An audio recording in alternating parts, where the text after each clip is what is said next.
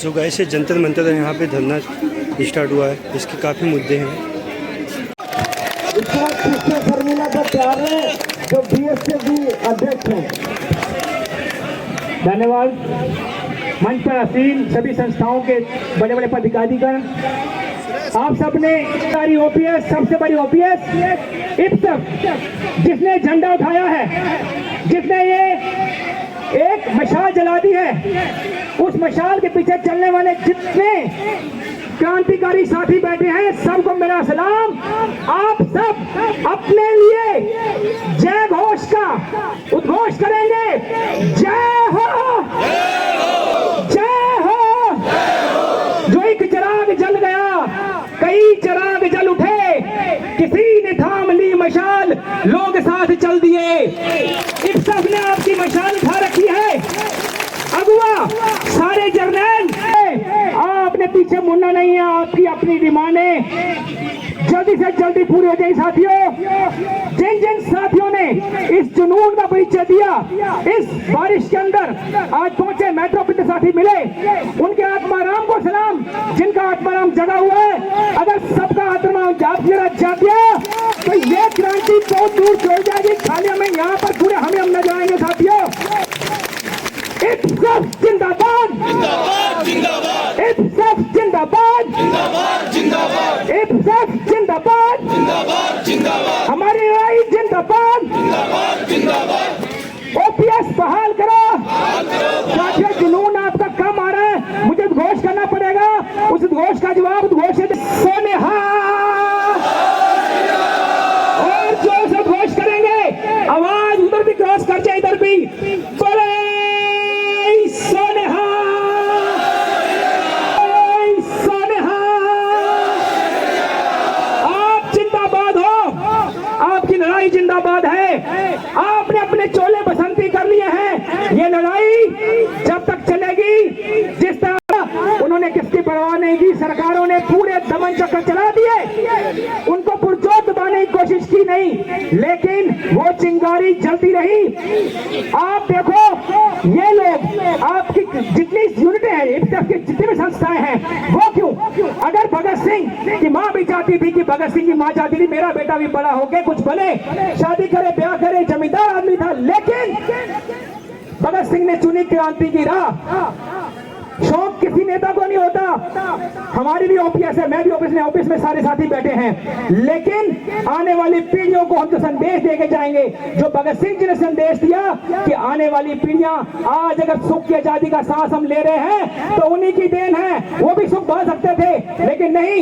आज के यूनियन जो बैठी है मंच पर, जितने पदाधिकारी बैठे हैं, इनको भी शौक नहीं, इनके सिर में वो खुजा नहीं है कि मंच पे आके बैठे हैं, ऑफिस के लड़ रहे हैं। लेकिन हमारा जनरेशन, हमारी आने वाली पीढ़ियां हमें याद करें कि कल को पीछे वाले कुछ विरासत में छोड़ के गए थे।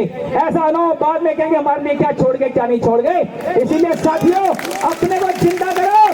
एक मैं आपको 2 मिनट का भगत सिंह जी को याद करते हुए मेरी इसमें रहता है, जुनून में रहता है। आप तालियों के साथ, जुनून के साथ इस गीत को पीछे गाएंगे। ज्यादा समय नहीं लूंगा। ओ मेरा रंग दे बसंती चोला, मेरा रंग दे बसंती चोला, माए रंग दे बसंती चोला, माए रंग दे बसंती चोला। देखो, जिसका चोला बसंती है उसकी तालियों की गूंज इतनी आएगी कि सारी आवाज आसपास खत्म हो जाए। मेरा रंग दे बसंती चोला, मेरा रंग दे। खड़े हो जाइए साथी, अपनी सीट से खड़े हो जाइए। मेरा रंग दे बसंती चोला, मेरा रंग दे बसंती चोला, मैं रंग दे बसंती चोला, मैं रंग दे बसंती चोला। मेरा रंग दे बसंती चोला, मैं रंग दे बसंती चोला, मैं रंग दे बसंती चोला। वंदे मातरम, वंदे मातरम, वंदे मातरम, वंदे तालियों को आवाज गूंज के वंदे मातरम, वंदे मातरम, वंदे मातरम, वंदे मातरम, वंदे मातरम, वंदे। मेरा रंग दे, मेरा रंग दे, मेरा रंग दे, मेरा रंग दे, मेरा रंग दे बसंती चोला, मैं रंग दे बसंती चोला, मैं रंग दे बसंती चोला। इनकलाब जिंदाबाद, इनकलाब जिंदाबाद, इनकलाब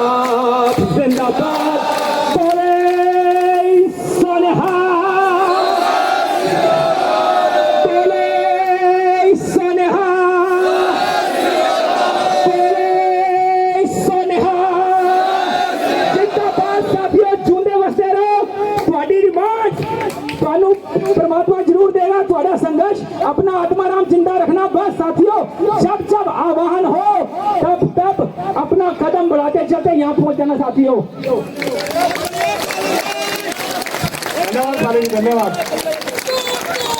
अब मैं सिस्टर शर्मिला का डिटेल रोक कर रहा हूँ जो ये मिरांडा हाउस की यूनिट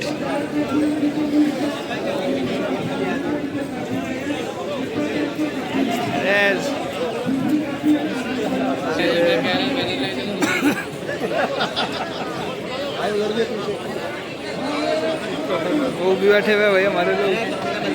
अरे वो लेकिन बैनर आगे आगे भाग रहे हैं। वंदे वंदे जय श्री राधे, जय श्री राधे, हर हर महादेव, हर हर महादेव, हर हर महादेव। धन्यवाद साथियों।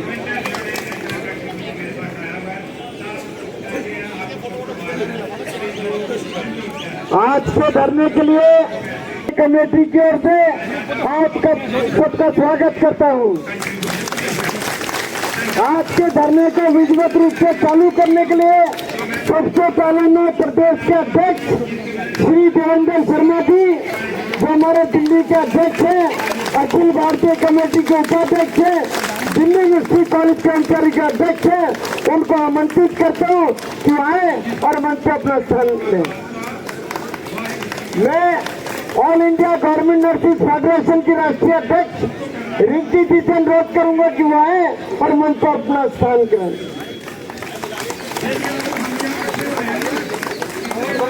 मैं अलीगढ़ के आंदोलन लगातार जारी रखेंगे।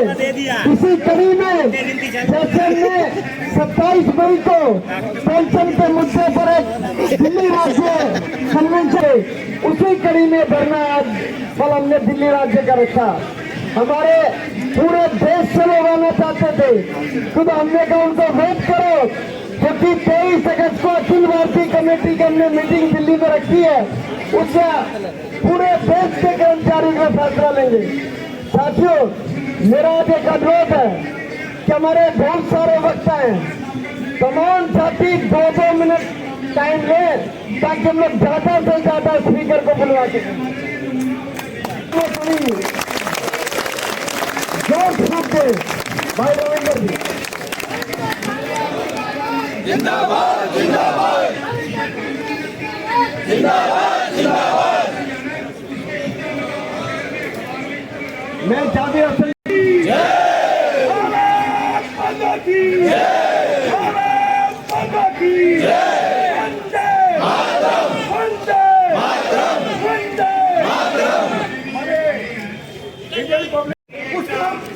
विरोध करते हैं। हमको चाहिए और पेंशन स्कीम साथियों।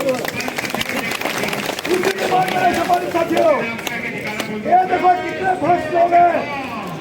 जो ऑटोनोमस का बोनस इन्होंने 14-15 के अंदर हमारे जो ऑटोनोमस के साथी है, इन्होंने ऑटोनोमस के ऊपर कोठा लगा दिया और हमारा बोनस बंद कर दिया साथियों। तो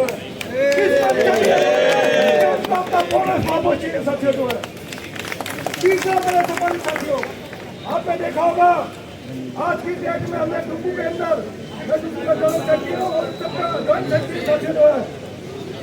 हमने गलत जगह रखी है।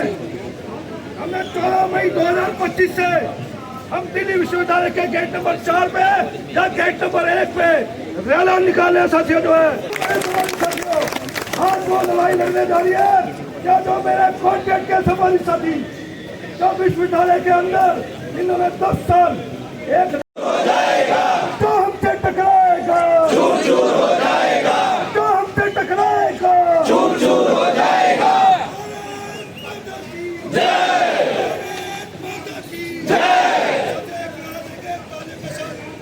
We want justice. Justice, justice. Justice, justice.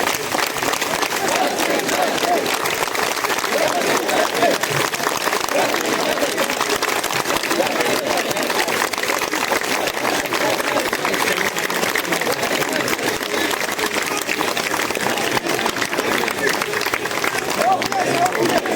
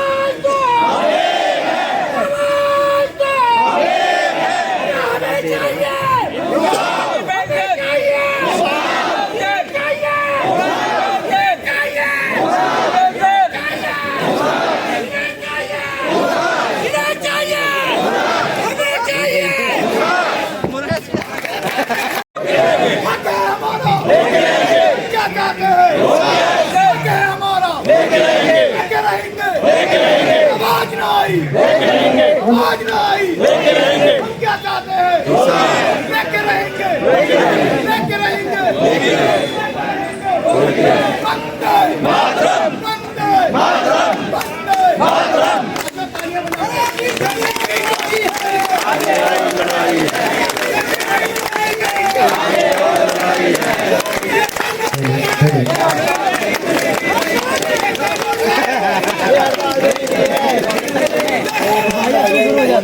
नहीं चलेगी, नहीं चलेगी, नहीं चली है, नहीं चलेगी, नहीं चली है, नहीं चलेगी, बोलो नहीं चलेगी, नहीं चली है, नहीं चलेगी, तानाशाही नहीं चलेगी, नहीं चली है, नहीं चलेगी, नहीं चलेगी, नहीं चली है, नहीं चलेगी, बोलो नहीं चलेगी, नहीं चली है, नहीं चलेगी, तानाशाही नहीं चलेगी, नहीं चली है, नहीं चलेगी। आरपीएफ लागू करो, लागू करो, लागू करो, आरपीएफ लागू करो, लागू करो, लागू करो, आरपीएफ लागू करो, लागू करो, लागू करो।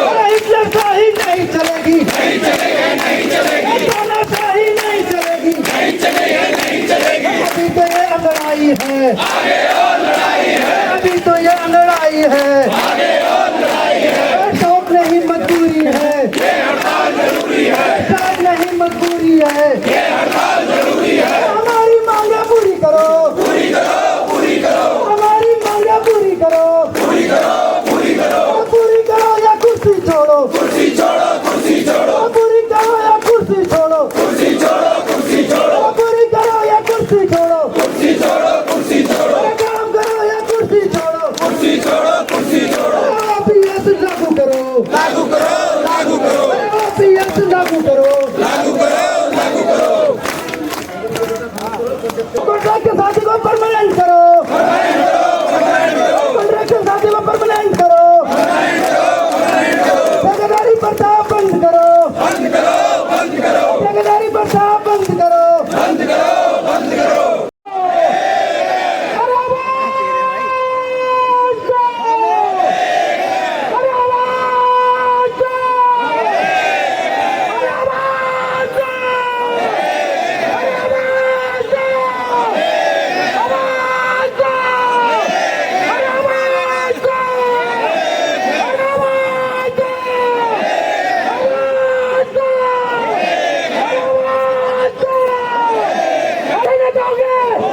हमें चाहिए, कैसे न दोगे, कैसे लेंगे, कैसे न दोगे, हमारा आवाज को।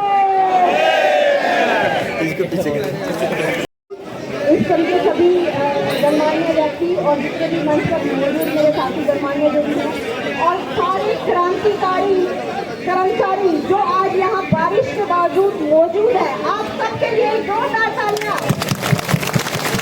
इससे ये साबित होता है कि हम कितने लीडर हैं और कितने लायक हैं इस चीज के लिए कि हम यहाँ आज सब लोग मौजूद हैं और अपने हक की लड़ाई के लिए सब लोग खड़े हैं, कितनी भी मुश्किलें आए इसके बावजूद।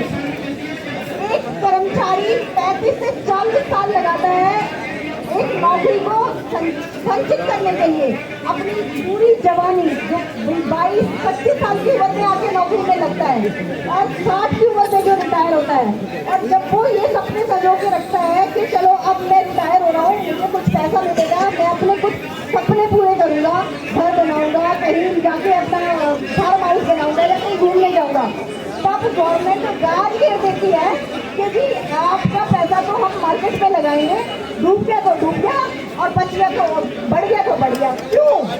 जो हमें चाहिए वो हमें चाहिए। हमारा पैसा ओपीएस का जो हमने इतनी मेहनत करी है, इतने सालों तक अपने सपनों को दबा के रखा है कि जब रिटायर होंगे तब हम ये करेंगे, वहाँ पे आके आप लोगों ने अचानक से ओपीएस को एनपीएस में, कभी यूपीएस में, किसी किसी चीज में बदले जा रहे हैं। ओपीएस क्यों नहीं?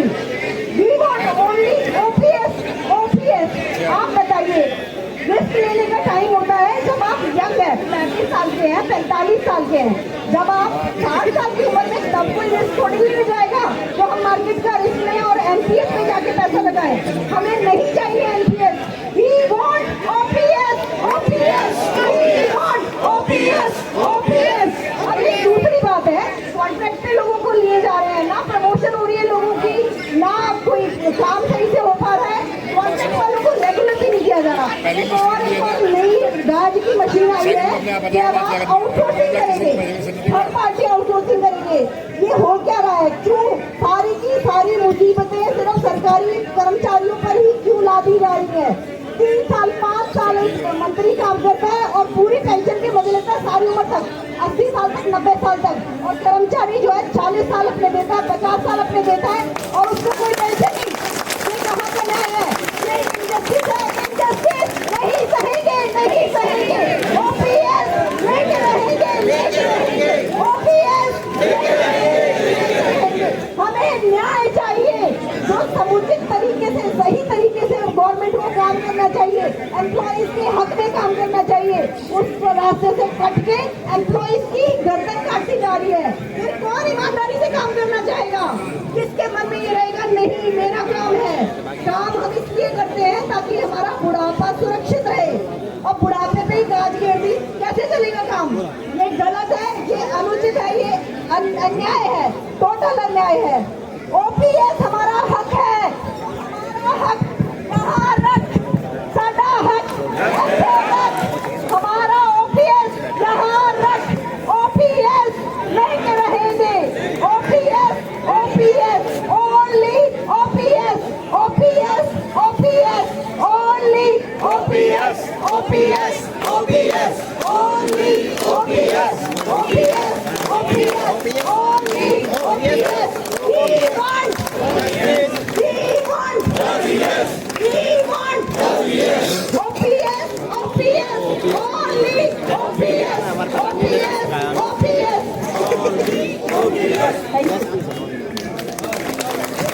हमने हमारे स्टेट के प्रेम भाई जी और दिल्ली प्रदेश के अध्यक्ष हमारे देवेंद्र शर्मा जी मंच पर आसीन, और मेरे दूर दिल्ली जिन्होंने हमारा ओपीएस खत्म कर दिया है, एनपीएस उसकी जगह यूपीएस।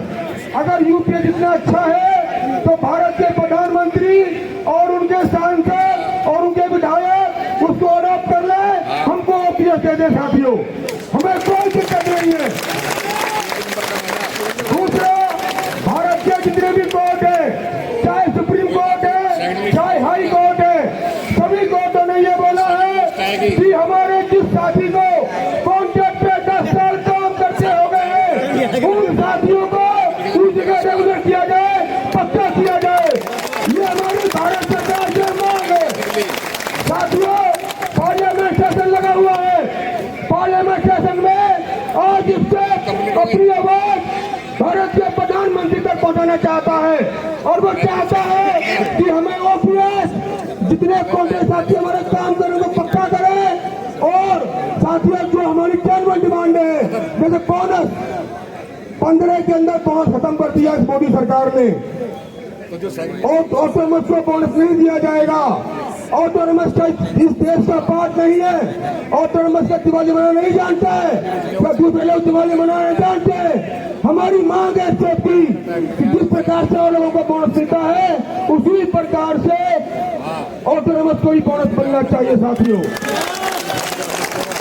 मैं नारे दूंगा, मोदी सरकार मुर्दाबाद, मोदी सरकार हाय हाय, मोदी सरकार हाय हाय, जोर से बोलो हाय हाय, मोदी सरकार हाय हाय, मोदी सरकार हाय हाय, हमारी एकता जिंदाबाद, हमारी एकता जिंदाबाद, एक साथ जिंदाबाद, एक साथ जिंदाबाद। धन्यवाद सभी साथियों का। मैं तो जब कर्म से नमस्कार। इतनी बारिश होने के बाद हमारा सब ये बहुत बड़ी बात है, हमारी कहीं बड़ी अचीवमेंट है। हम समझिए कि हम जीत चुके हैं। अगर यहाँ बारिश में जो लोग आ सकते हैं वो कहीं भी जा सकते हैं। आज हम यहाँ पर अपने लिए कम, हम अपने बच्चों के लिए ज्यादा आए या नहीं? हमें पेंशन मिल जाएगी, लेकिन तब भी हम लड़ाई कर रहे हैं। क्यों कर रहे हैं? 2000 गवर्नमेंट देकर उसको शेयर मार्केट में लगा रही है, उधर नुकसान बुढ़ापे के लिए आप फिर अपने बच्चों के आगे हाथ फैलाएंगे, बेटा ये पैसे दे दे, बेटा ये पैसे दे दे। तो ये ना हो, उसके लिए हमारे को ओल्ड पेंशन स्कीम चाहिए ही चाहिए। अभी हमारी ऑल इंडिया नर्सिंग सुपरविजन की मिनिस्ट्री में मीटिंग हुई और हमारी यूनियन को, सारी सेंट्रल गवर्नमेंट की यूनियन को पुरजोर हमने विरोध किया। हमें इतना प्रेशराइज किया कि हमें आउटसोर्स लेने दें। आउटसोर्स का मतलब मालूम है, हम नर्सिस हैं। आउटसोर्स का मतलब है कोई भी एक कंपनी आएगी, नर्सिस को कहीं से भी लेगी, कोई भी XYZ रैंडम। हमने तो उसके सर्टिफिकेट देखा नहीं कि वो नर्स कहाँ से आ रही है, कहाँ से नहीं आ रही। उसके अगर गलत इंजेक्शन लगा दिया या किसी पेशेंट को गलत दवाई देगी, उसका जिम्मेवार कौन? और आउटसोर्स ले लीजिए, आउटसोर्स में 30,000 या 25,000 रुपए देंगे और सारी तनख्वाह जो है गवर्नमेंट अपनी जेब पे डालना पड़ती है।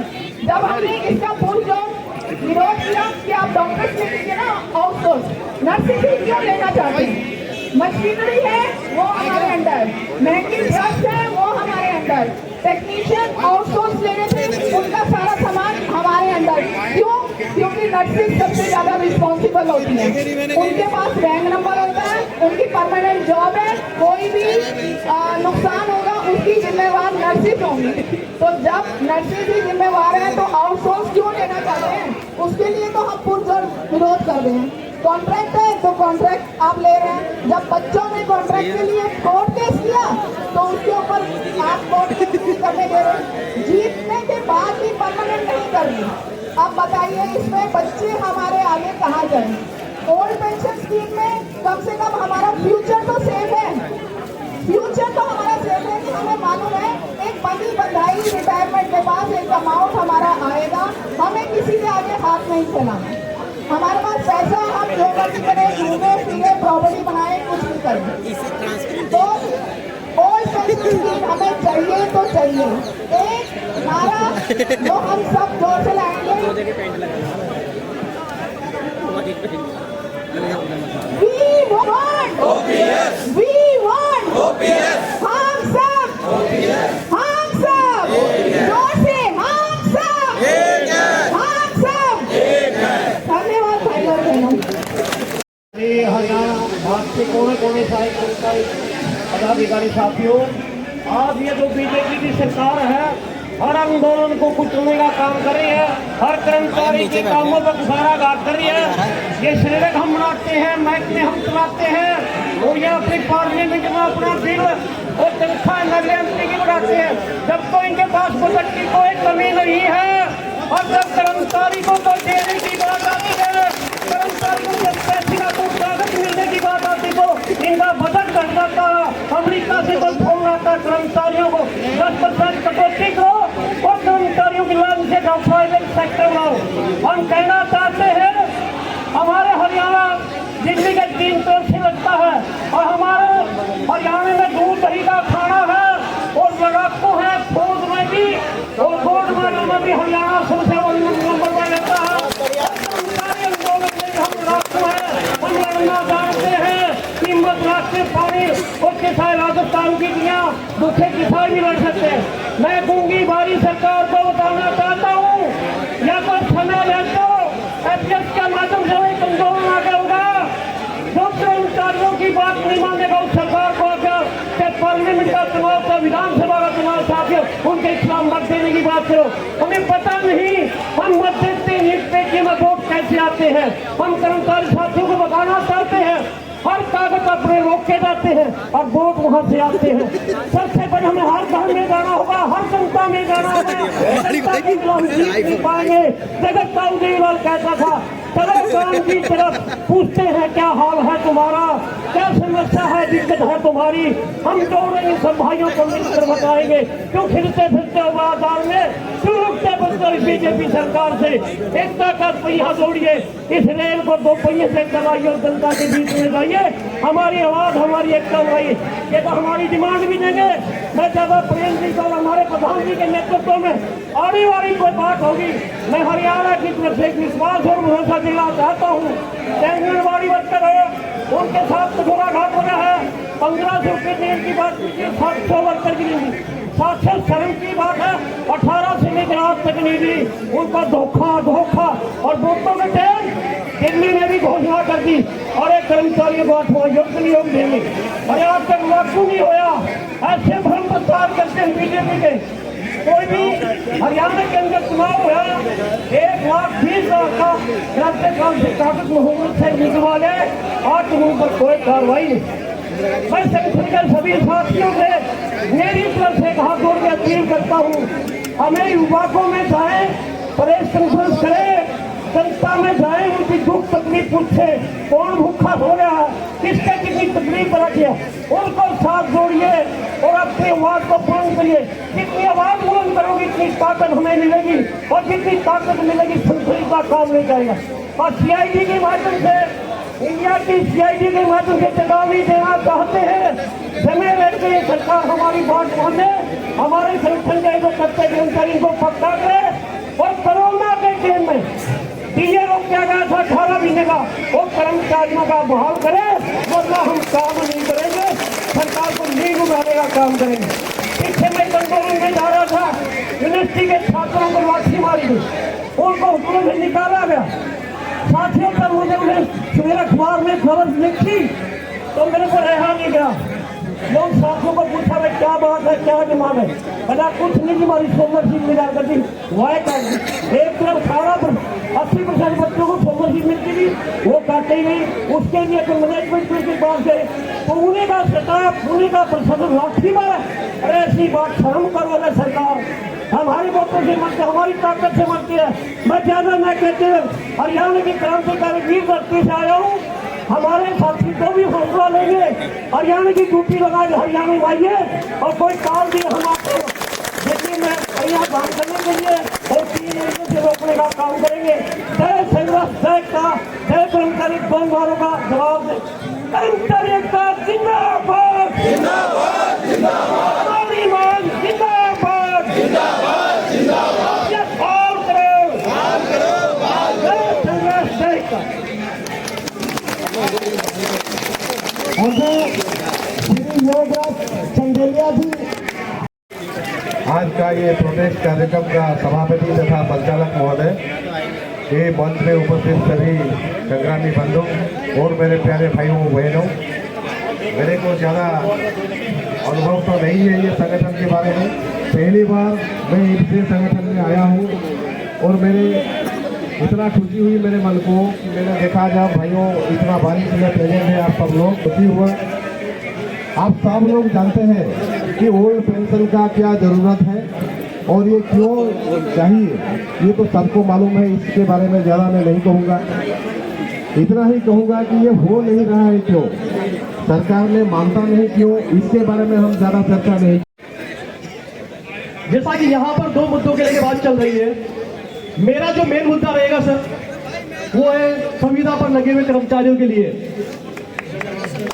पूरे भारत की तरह अलीगढ़ विश्वविद्यालय के अंदर भी हजारों की संख्या में कॉन्ट्रैक्ट पर, फिक्स पर, एडोक पर कर्मचारी लगे हुए हैं।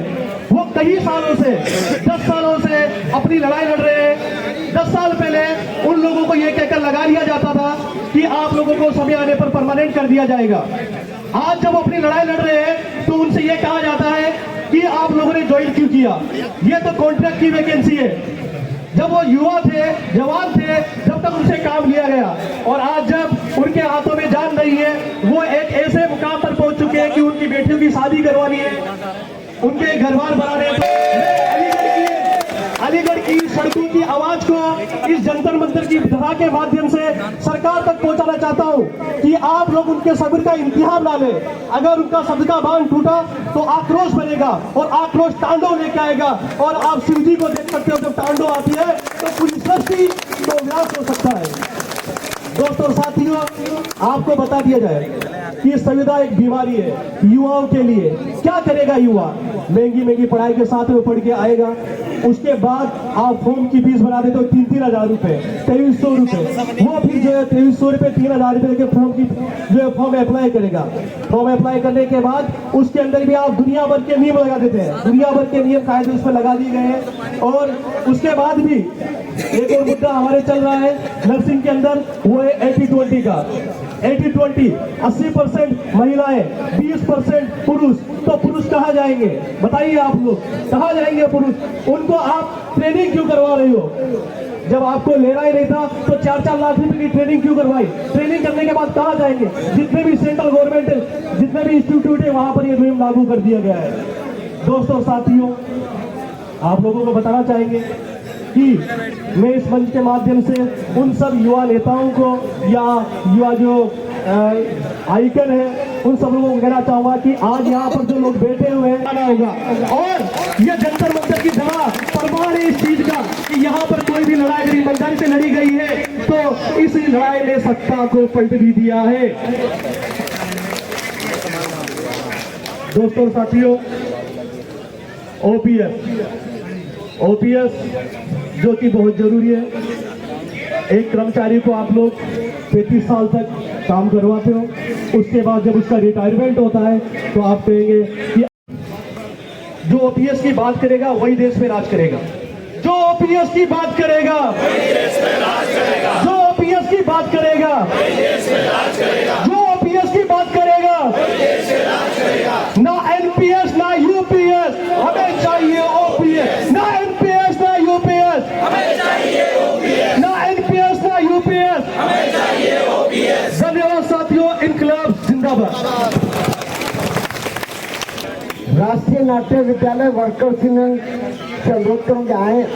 और साथियों, एक रील चल रही है आजकल कि एमपी एमएलए को सुनिश्चित पेंशन, हमारी पेंशन क्यों निश्चित? तो ऐसा गाना राष्ट्रीय नाट्य विद्यालय वालों को कहेंगे बनाओ ताकि घर घर वो गाना सब लोग माइक लेके बनाए। नमस्कार साथियों, मंच पे आसीन हमारे अध्यक्ष, उपाध्यक्ष और हमारे महासचिव साहब और सभी हमारे पदाधिकारी और हमारे प्यारे हमारे साथीगण। सबसे पहले मैं आह्वान करूंगा, सभी मेरे साथ बोले इंकलाब जिंदाबाद, इंकलाब जिंदाबाद, इंकलाब जिंदाबाद। हमारी मांगे, हमारी मांगे, हमारी मांगे। साथियों, आपने इतने महानुभावों के सामने इन्होंने अपनी बात रखी और आपको पता चला है जो हमारी समस्या है वो दिन प्रतिदिन बढ़ते जा रही है। और जो हमारे अनुबंधित कर्मचारी है उनके ऊपर तो सबसे बड़ी गाज गिरी हुई है। मैं अपने राष्ट्रीय नाट्य विद्यालय वर्कर्स यूनियन के सचिव पद पर रहते हुए और उससे पूर्व ही मैं महासचिव था और हमारे पूर्व के अध्यक्ष हमारे बीच में है हमारे दीपक जी। तो मैं आप सभी से एक ही चीज के लिए निवेदन करूंगा कि हमारे संगठन को इतना मजबूत बनाइए, चाहे हमारे दिल्ली के जितने भी ऑटोनोमस ऑर्गेनाइजेशन है, चाहे हमारे अलग अलग राज्य से आए हुए पदाधिकारी हैं, हमारे सभी भाइयों को मिलजुल कर हमारे सभी कर्मचारियों के लिए एकजुट होकर काम करना पड़ेगा। यदि हम एक साथ रहेंगे तभी हमारे अनुबंधित कर्मचारियों को हम आगे प्रमोशन या उनको परमानेंट करने में आगे ले पाएंगे। हमारी जो पुरानी पेंशन है उसको भी हम तैयार कराने के लिए एकजुट और एकजुट रहेंगे। तो साथियों, मैं अपने जितने भी मैंने बात कही है उस पर ज्यादा ना कहते हुए हमारे साथियों ने अपनी बात रखी हुई है, तो मैं अपनी वाणी को विराम देता हूँ। एक बार पुनः आपके साथ आपका साथ चाहूंगा। इंकलाब जिंदाबाद, जिंदाबाद, जिंदाबाद। इंकलाब जिंदाबाद, जिंदाबाद, जिंदाबाद। हमारी मांगे पूरी करो, पूरी करो, पूरी करो। हमारी मांगे पूरी करो, पूरी करो, पूरी करो। धन्यवाद जी। One of the central university है दिल्ली की, आपसे अनुरोध करें आए। और वो जुझारू साथी हैं, पेंशन मूवमेंट में उनका बहुत पुराना तजुर्बा है। आपसे अनुरोध है कि आप अपनी बात रखें। सम्मानित मंच और आदरणीय संघर्षी सभी लोग एक मकसद से आए हैं और ये मकसद किसी एक वर्ग, किसी एक जाति, किसी एक संगठन का नहीं है। अगर हम इनको देखें तो ये एक देश की समस्या है जो एक विकराल रूप धारण कर चुकी है। आज हम अलग अलग प्लेटफॉर्म से हर मुद्दे को लड़ रहे हैं, लेकिन ये सरकार हमारी बात को इसलिए तवज्जो नहीं दे रही है कि उन्हें पता है कि आज एक संगठन अगर हमारे खिलाफ बोलेगा तो कल दो संगठन बैक डोर से आके हमारी कमर पे आकर खड़े हो जाएंगे और हमें हिम्मत देंगे कि हम तुम्हारी साथ हैं। ये बड़ा धोखा है हमारे साथ। जो देश के अपने को बड़े संगठन कहते हैं वो आज आपकी सड़कों से करी और उनकी बढ़ा दी पेंशन। क्या यह अन्याय है? शायद यह अन्याय नहीं है, क्योंकि हम बिखरा हुए हैं। एक बात छोटी सी कह के अपनी बात को विराम देता हूं। रॉबर्ट क्लाइव ने एक कहा था कि जब हमने बंगाल के राजा बंगाल नवाब को सिराजुद्दौला को मारने का और हराने का प्लानिंग बनाई और हम चले तो आगे आगे मैं था, पीछे 350 घुड़सवार थे और 18,000 पैदल सैनिक वो भारतीय थे, तालियां बजा रहे थे। रॉबर्ट क्लाइव कहता है कि अगर तालियां न बजा के एक एक पत्थर उठा के हमें मार देते तो 1757 का नक्शा कुछ और होता। साथियों, ये तानाशाह सरकार है, वो तानाशाह बहुत कमजोर होता है। अगर आज आपने अपने हाथ में पत्थर उठा लिया तो वो दिन दूर नहीं जो आपकी नौकरियां भी खुलेगी, आपकी पेंशन भी खुलेगी और आपका और आपके बच्चों का भविष्य बनेगा। एक क्रांति 1857 में शुरू हुई थी जो पूर्ण नहीं हुई।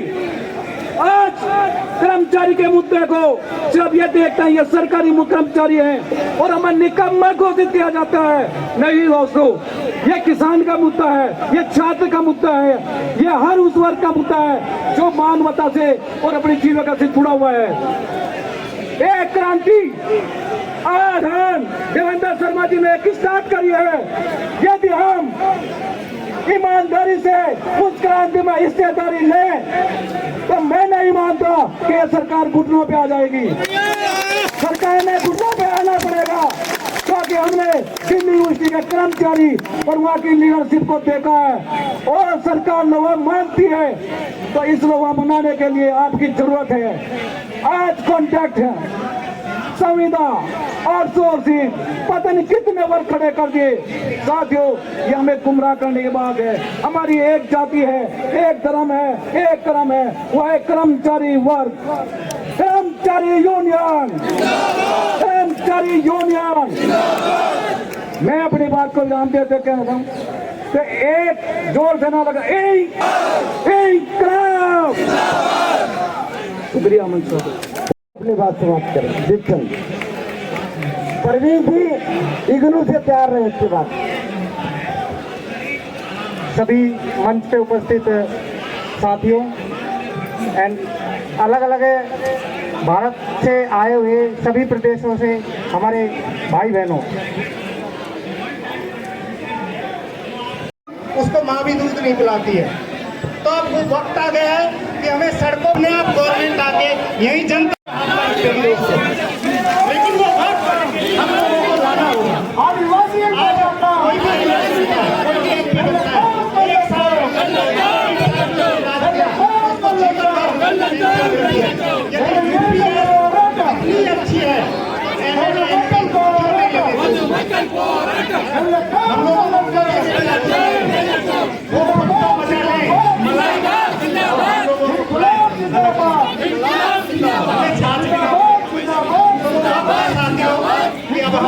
देखना पड़ेगा और उस पर लड़ना पड़ेगा।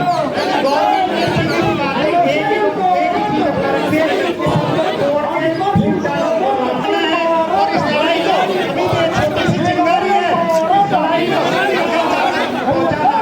अपने साथियों के साथ क्योंकि हम लोग ही सरकार बनाते हैं, अपने भी कर्मचारियों को सब चुनाव करवाते हैं। सब कर्मचारी यदि खा लें तो इस गवर्नमेंट के पांव उखड़ जाएंगे यहाँ से और आपके बीच में ये जंतर मंतर पे आके हाथ जोड़ेगी।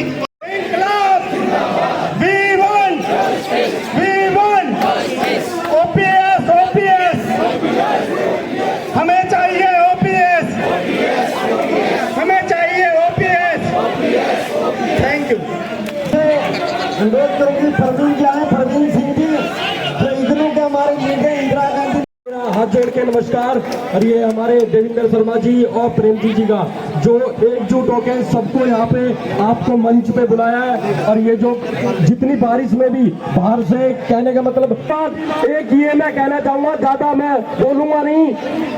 इस सरकार ने दो उस पे काम कर रही है, एक ठेकेदारी पे, एक ओपीएस पे। हम मैंने इस सरकार को हमारे इग्नू ने दोनों सरकारों को घुटनों पे लेके आए। सन 2006 में हमने ठेकेदारी पे 40 बंदे को हमने परमानेंट करवाया और सन 2017 में हमने 25 बंदों को जो ठेकेदारी में 25 साल से काम कर रहे थे उनको हमने सरकार के हमें रात दिन धंधा दिया, उनको परमानेंट कराया 2017 में। ये तो बहुत छोटी चीज है हमारे लिए, ओपीएस कोई बड़ी चीज नहीं है। आप लोगों का साथ रहा, ये सरकार एसोसिएशन को भी तोड़ने का काम करती है। इस सरकार का काम है सिर्फ तोड़ना। मैं यही कहूंगा हाथ जोड़ के भारत माता की इस सरकार के सामने चीज है ओपीएस। हाथ जोड़ के मैं अपनी मानू को यहीं पर बयान देता हूँ। धन्यवाद। मैं कहना चाहूंगी कि मैं अकेले ही चला था मंजिले रनवे की ओर। लोग जुड़ते गए और कारवां बढ़ता गया। तो पहली बात बहुत बहुत धन्यवाद आप सबके लिए जिन्होंने आज ये हुजूम यहाँ पर इकट्ठा किया है। अभी मेरे से पहले बहुत सारे वक्ताओं ने बोला और सबका एक ही एम है जो इस पे हमारी ये सब मुख्य मांगे लिखी हुई है। लेकिन मैं थोड़ा सा ये कहना चाहूँगी कि ये जो हम कह रहे हैं हम सरकार से लेंगे, मुझे नहीं लगता इतनी भीड़ से हम सरकार से कुछ ले पाएंगे। हमें भीड़ बहुत ज़्यादा बढ़ानी पड़ेगी और हमारे युवा भी मुझे कमी नज़र आ रहे हैं। हम मैक्सिमम लोग शायद ओपीएस में आते हैं यहाँ पे जो आए हुए हैं और जिनको ओपीएस चाहिए वो मुझे थोड़ा कम दिख रहे हैं। तो मैं आप सभी लोगों से ये गुजारिश करूँगी कि आप अपने साथ युवाओं को और लेकर आए, युवाओं को और जोड़े, तभी हम गवर्नमेंट पे प्रेशर डाल सकते हैं। और बिल्कुल किसी वक्ता ने कहा था कि जंतर मंतर पे जो भी लड़ाई हुई है तो सत्ता तक पलट गई है, तो ओपीएस और ये जो हमारी मांगे हैं ये हम जरूर लेंगे, लेकिन इसके लिए हमें जज्बा पूरा अपना कायम।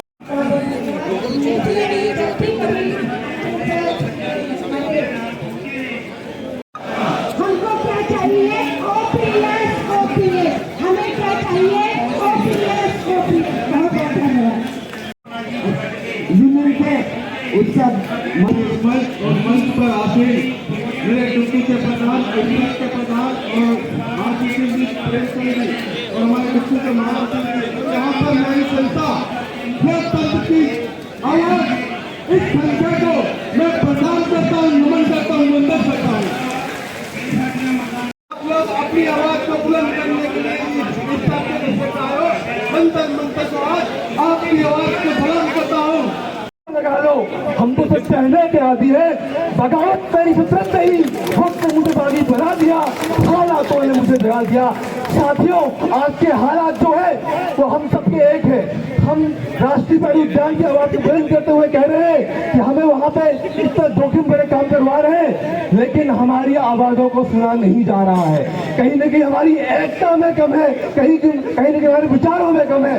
अगर हम एक मंच में एक साथ होंगे, अपनी आवाज को बुलंद करेंगे तो वो दूर रही, जब कहते थे वो दिल्ली दूर रही, वो दिल्ली दूर रही। साथियों, मन बना लो, हौसला बना लो कि हम सभी को अपनी मांगे कर रही है। लोकतंत्र में जनता ही ताकत है और जनता हम सब है। कहते हैं सरकार वो है, अरे सरकार हम है, हमने सरकार बनाई है, हमारी सरकार है, हमारे शर्तों पे काम होगा। ठेकेदारी के साथ साथियों, हमारे पास 20 से 25 वर्षों से लगातार लोग काम कर रहे हैं, लेकिन जोखिम भरे काम कर रहे हैं। लेकिन कहते हैं कि साथियों आपका काम हो गया। जब उनका समय था काम लेने का, उनसे काम लिया जा रहा था, लेकिन आज उन्हें कहा गया कि आपका समय हो गया, नहीं चलेगा, नहीं चलेगा। गंगा की कसम, जमुना की कसम, ये ताना बाना बदलेगा। कुछ तुम बदलो, कुछ हम बदले, कुछ तुम बदलो, कुछ हम बदले, फिर जमाना बदलेगा, फिर एक जमाना बदलेगा। सरकार बदलेगी, हमारी सरकार है, हमारी शर्तों पे, हमारी नींवों पे जो चाहेंगे वही होगा। हमारी सत्ता की ताकत बनी रहेगी। साथियों, हम एक साथ हैं। अरे आवाज दो, अरे आवाज दो, आवाज दो, आवाज दो। इंक्लाब, इंक्लाब, इंक्लाब।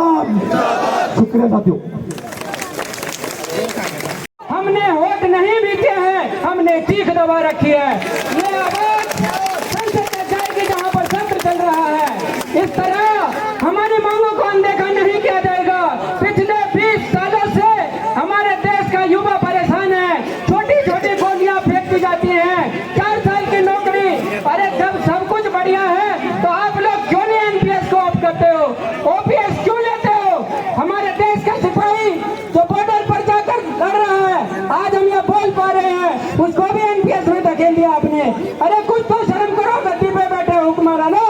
हमारे एनपीएस बहाल को, एनपीएस को वापस लो, ओपीएस को लागू करो,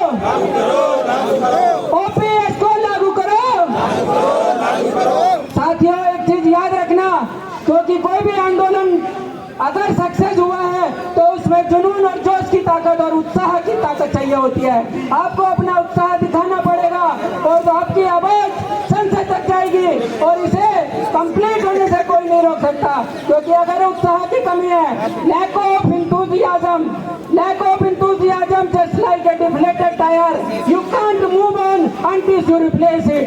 साथियों, आपको अगर अपनी मांगे पूरी करनी है तो उसे अपनी पूरी ताकत के साथ रखना होगा। मैं शुक्रगुजार हूँ सबने आंदोलन बनाया, आंदोलन चलाया, क्योंकि आज ठेकेदारी प्रथा की जो बीमारी पूरे भारत देश में लग रही है, उससे आज का युवा पूरी तरह से परेशान है और बेरोजगार होता जा रहा है। 10 साल 15 साल जब वो बढ़िया जगह नौकरी देख सकता था, काम कर सकता था, उसके बढ़िया से बढ़िया APR आपने बनाई, उसको नौकरी पे रखा, और लेकिन जब उसको 40 साल 45 साल हो गई उसकी एज, तो उसको आप कहते हैं कि आप फिट नहीं हो, आप फिट नहीं हो इस काम के लिए। अरे कुछ तो शर्म करो।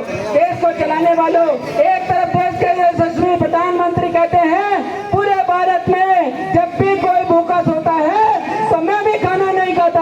अरे अब तक तो निपट लिए होते, यहाँ हर रोज कोई ना कोई भूखा सोता है।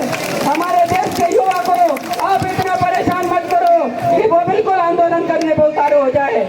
युवा शक्ति जिंदाबाद, युवा शक्ति जिंदाबाद, पुरानी पेंशन बहाल करो, एक साथ जिंदाबाद, कर्मचारी एकता जिंदाबाद। धन्यवाद साथियों।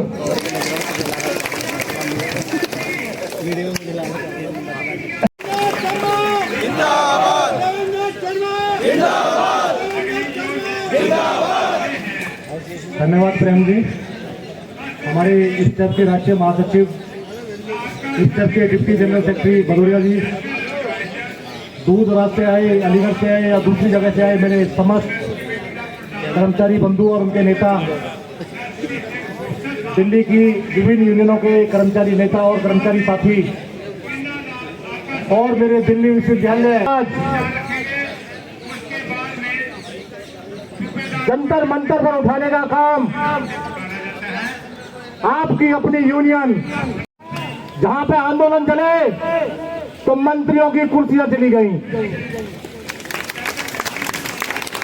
तो मेरे सम्मानित साथियों, जो हमारी ओपीएस की डिमांड है, जो हमारी ओल्ड पेंशन स्कीम की डिमांड है, इससे आज की डेट तक ओपीएस की डिमांड करता आया है और आज भी ओपीएस के साथ खड़े हैं। साथियों, भारत सरकार ने जो एक योजना एनपीएस को बैक करके, क्योंकि एनपीएस भी भारत सरकार की योजना थी, यूपीएस लेके आए हैं। मैं इस मंच के माध्यम से आपको बताना चाहता हूं कि यूपीएस एनपीएस से भी बड़ा हो गया। साथियों, जिस वित्त सचिव की अध्यक्षता में यूपीएस के लिए कमेटी बनाई गई, वो वित्त सचिव खुद ओपीएस ले रहे हैं। साथियों, जिन महामंत्री पार्लियामेंट के अंदर बैठते हैं वो खुद, यूपीएस इतना ही अच्छा था तो सबसे पहले सोमनाथन जी को अनाउंस करना था कि मैं ओपीएस त्यागूंगा और मैं यूपीएस लूंगा। साथियों, लेकिन नहीं हुआ। कथनी और करनी में अंतर है। आज की डेट तक भी भारत के प्राइम मिनिस्टर और भारत की पार्लियामेंट के अंदर जितने एमपी एमएलए सब बैठे हैं, आज भी ओपीएस का लाभ उठा रहे हैं, लेकिन सिर्फ कर्मचारी को वंचित किया जा रहा है ओपीएस से। मैं आज इस मंच के माध्यम से भारत सरकार को चेताना चाहता हूं कि अभी सिर्फ हम जग करके जंतर मंतर आए हैं, वो दिन दूर नहीं है जब दिल्ली का रामलीला मैदान हम भरने का काम करेंगे। साथियों, दूर नहीं है वो दिन। इस मंच के माध्यम से मैं एक चीज और अपने साथियों को बताना चाहता हूं, जो दूसरी संस्थाओं के कर्मचारी साथी आए हैं और उन्होंने अपनी बात कॉन्ट्रैक्ट के ऊपर रखी है। देश की एकमात्र यूनियन दिल्ली विश्वविद्यालय एंड कॉलेज कर्मचारी यूनियन 14 मई 2025 से लगातार कॉन्ट्रैक्ट के रेगुलराइजेशन के लिए धरने पर बैठी है दिल्ली यूनिवर्सिटी के अंदर। मुझे नहीं लगता देश के अंदर कोई दूसरी यूनियन 2.5 महीने तक कॉन्ट्रैक्ट के रेगुलराइजेशन के लिए धरना दे पाई है। आज तक हम लोग धरना दे रहे हैं और आज भी हम बैकफुट पे नहीं है। कल फिर हमारा धरना होगा दिल्ली यूनिवर्सिटी में और मैं इस मंच के माध्यम से इफ्सेप के समस्त पदाधिकारियों को, चाहे वो गाजियाबाद से है, चाहे वो अलीगढ़ से है और चाहे दिल्ली में यूनियन चलाते हैं, आप सबको आमंत्रित करता हूं कि आप गेट नंबर 4 दिल्ली यूनिवर्सिटी में कल अवश्य आए साथियों।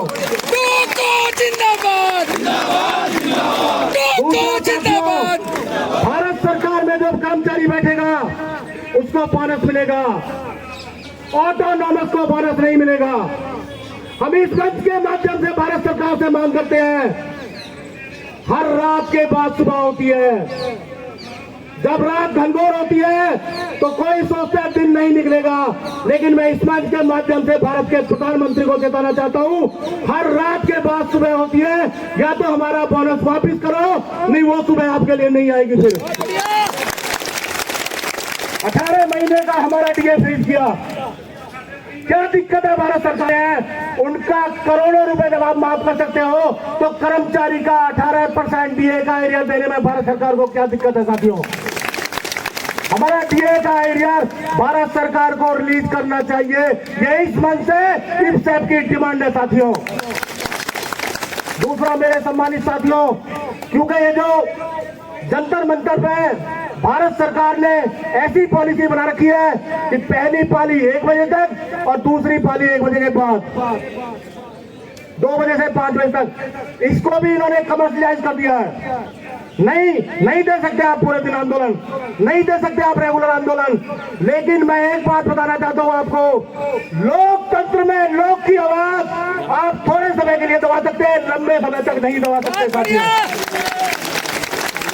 और ये वो जमात बैठी है जो आपके सामने बैठी हुई है, आज घोटे घोटे पानी से गाड़ियां नहीं निकल पा रही थी कई जगह से, उसके बावजूद शिवरात्रि का दिन है, कांवड़ में भी लोगों ने जगह जगह सड़क जाम हो रखी थी, लोग कांवड़ लेकर आए थे, उसके बावजूद आज इतनी संख्या में जंतर मंतर आपने बनाया, इसके लिए हृदय की गहराइयों से आपका धन्यवाद करता हूं साथियों।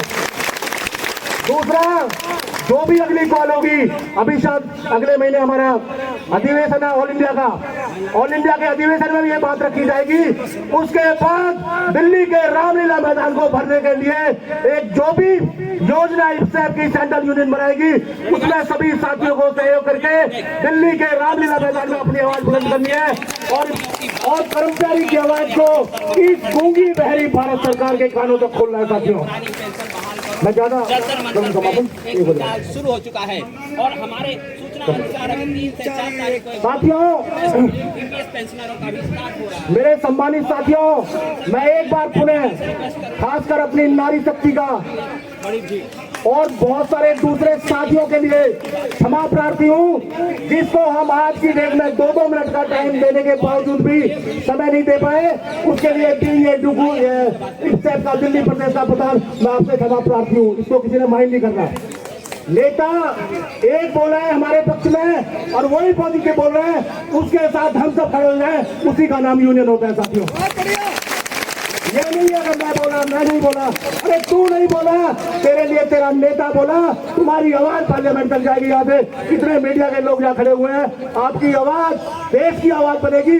इसी के साथ ही मैं आज का कर दूं समापन।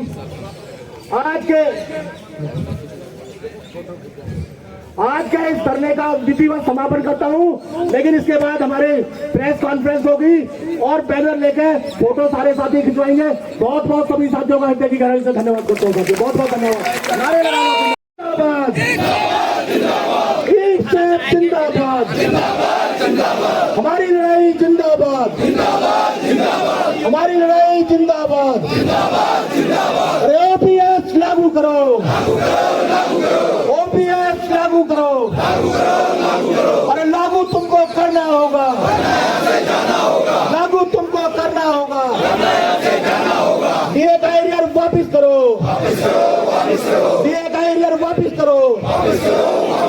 अरे कॉन्ट्रैक्ट कर्मचारियों को नियमित नियमित करो, कॉन्ट्रैक्ट कर्मचारियों का शोषण बंद करो, कॉन्ट्रैक्ट कर्मचारियों का शोषण बंद करो। धन्यवाद, बहुत बहुत धन्यवाद सर।